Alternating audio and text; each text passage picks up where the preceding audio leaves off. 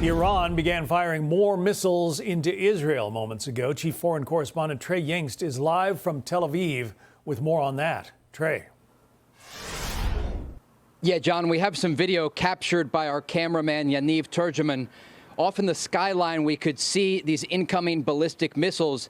They appeared as if they were headed toward the port city of Haifa in northern Israel. The entirety of the country has gotten an alert to head into bomb shelters. This is still an ongoing event, but you can see this video here just captured by Fox News as these missiles were streaming through the skies of Israel. We do know some of them were intercepted. We could hear some distant booms as some of the advanced missile defense systems were engaging these incoming ballistic missiles. But this is an indication that the Iranians have now launched a fifth wave over the past 24 hours, targeting different parts of Israel. We don't know yet how many of these missiles actually landed and hit targets, but we can tell you this is a significant attack for all of them to come at one time. Certainly, we could see from our vantage point more than 15 of them all flying through the skies of Tel Aviv. And again, this was in the distance because if you go along the coast from Tel Aviv north along the Mediterranean, you'll get to the port city of Haifa. And it does appear that was the city that was targeted. You saw earlier today those images from the aftermath of a ballistic missile strike in central Israel, completely destroying an entire block in a neighborhood, killing 2 people and injuring dozens of others. These are very significant and powerful missiles that the Iranians are using. And reports right now indicate that the Israelis are striking a variety of different targets in Iran. I'm just reading from my phone here, John, because there are some initial reports coming in from Haifa of at least 1 impact. And again, we have this video showing you what it was like as these missiles were soaring through the skies of Israel.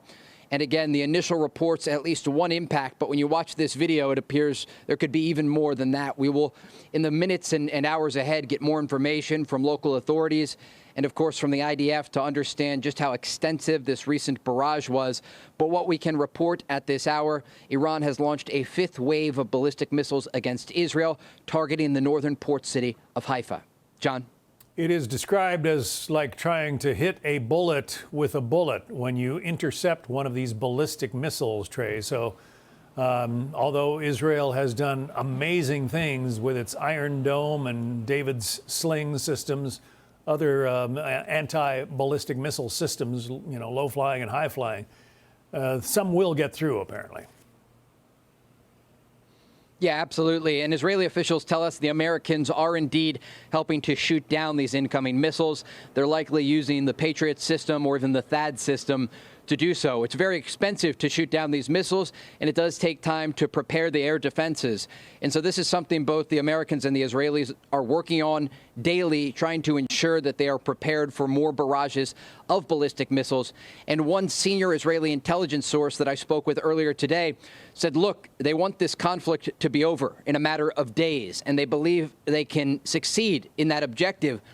But this official warned it will be a very difficult week for the Israeli people, telling civilians to brace for the reality that there will be more damage and more casualties here in Israel, given the fact that the Iranians have one of the most advanced missile programs in the Middle East. We know they have supplied the Russians with missiles that are being used in Ukraine.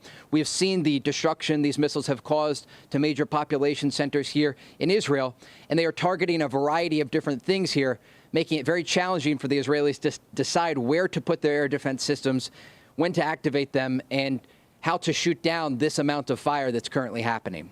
John? Meantime, Prime Minister Netanyahu suggested that there will be more attacks on Iran, that they have many more targets available to them, and that they intend to decapitate Iran's nuclear program. So as these missiles are flying at Israel, there could easily be Israeli attacks on Iran going on right now as well, right?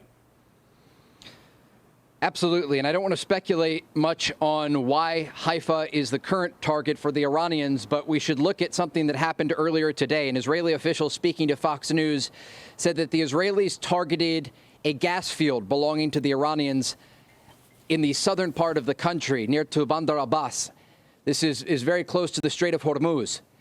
And it was an indication that the Israelis were looking to send a message to the Iranian regime that they will now start to go after energy infrastructure targets, something that the Iranians previously said would raise everything up a step on the escalation ladder. Because we do have to keep all of this in mind, despite the war that has erupted. And this is a war. People here are calling it a conflict, an exchange of fire. It is a war between the two countries. They are exchanging fire. They are killing people.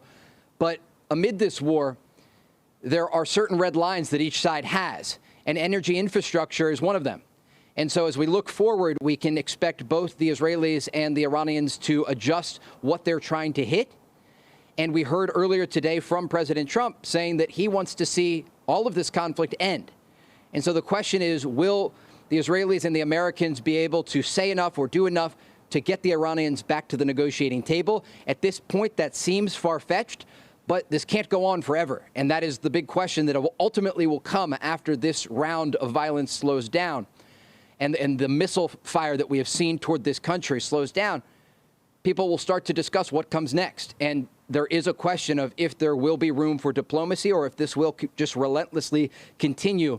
There are certainly many here who say the Israelis will continue to go after both Iran's nuclear program and also a variety of senior officials there to ensure that they meet their objectives. And an Israeli source telling Fox News today there are 3 objectives: to weaken Iran's nuclear program, to take out the country's ballistic missile program, and to stop what this source calls an existential threat to Israel's safety and security.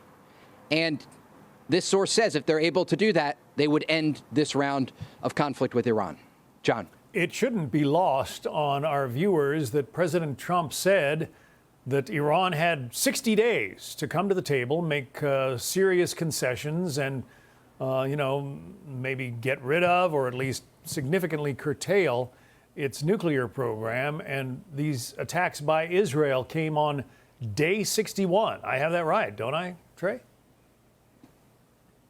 John, you're exactly right. And these strikes that the Israelis launched against Iran came just days before 6 rounds of nuclear talks were set to take place in Oman.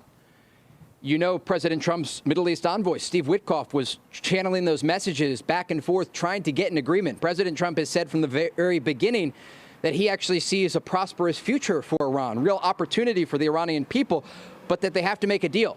And he laid out that 60-day time frame, and just after that time frame is when these Israeli strikes started. And so again, we hear from American officials, we still hear from President Trump about this conflict and about the possibility of diplomacy prevailing. And he's made clear he still wants a deal. And the question is how far Iran is willing to go, how many senior officials they're willing to lose, how much of their nuclear and missile program they're willing to have destroyed before they come back to the table. John. Trey Yingst doing a great job reporting live from Tel Aviv at a very tense time in that part of the world, as the missiles continue to rain down, apparently on the port city of Haifa in northern Israel. Trey and our team there will continue to keep an eye on the situation. We will update you as best we can.